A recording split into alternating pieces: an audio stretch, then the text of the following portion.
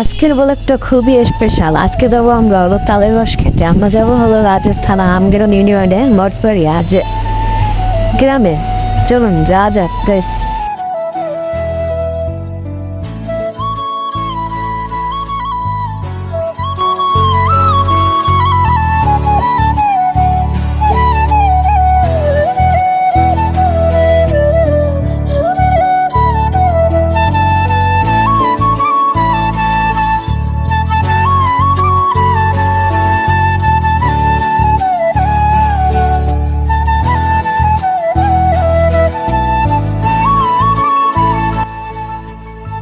যাচ্ছি গ্রামের ভেতর দিয়ে, ভালোই অনেক সুন্দর লাগতেছে, ন্যাচারাল পরিবেশ। তো গ্রামীণ দৃশ্য দেখতে দেখতে আমরা যাইতেছি, এই তো কাছাকাছি এসে পড়েছি।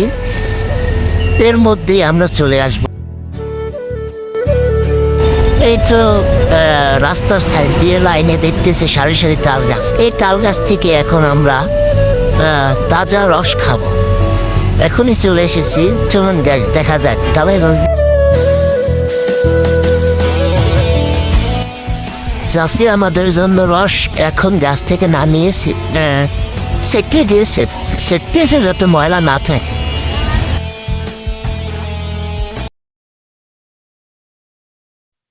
কাকি আমাকে এক গ্লাস রস দিল, তারপর খেতেছি, কিন্তু ভালোই লাগতেছে, বলতে পারতেছি না। তো আমার এই বন্ধু আমাদের জন্য রেখেছিল, তো আমাদের বন্ধু এখন আমাদের কাকাকে এক গ্লাস রস দিচ্ছে।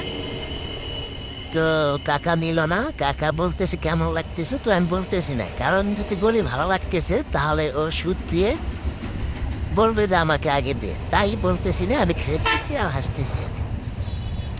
দেখা যাক কাকা এখন কি করতেছে।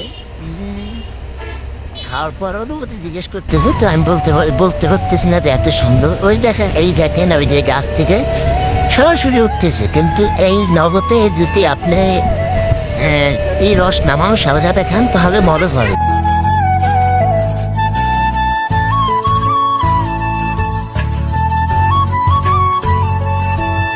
আপনাদের আরেকটা কথা বলে রাখি, এখানে কিন্তু আপনি আসলেই রস পাবেন না, কারণ দেখতেছেন যে অনেক লোক। আমরা কিন্তু এর আগের দিন এসেছি, পাই নাই, কিন্তু আসতে আপনার আসার আগে একজন লোক চেক করতে হবে। এইদিকে আবার কাকা শুট নিতেছি, কাকা অনেক রাগ করছে, মনে হয় যে অনেক একটা ভুলের কারণে রেকর্ড হয়নি, এই কারণে আবার শুটটা নিলাম। কাকাকে বললাম যে আরেক গ্লাস রস খাও, তো আমার শুটটা আমার নেই। সে এখন রস খাইতেছে, আমি শুট নিতেছি। দেখেন এটুকু রস আছে, তাও আবার আমাদের আগে থেকে বলা। যদি না বলতাম হয়তো একটু পাইতাম না, কারণ দেখতেছেন অনেক লোক, কারণ এদের কপালও জুটবে, কারণ আমরা তো আর বেশি খাবো না, আমরা অল্প 3 গ্লাস খাইলাম, কারণ আমরা বেশি নিলে এরা আবার পাবে না। এখন একটা গ্রামীণ শুট নেওয়া যাক, অনেক সবুজ সোনালি ধান খেত দেখে আমার মন চাইলো একটু শুট নিতে, তাই চলুন আমরা শুট নিয়ে গেল।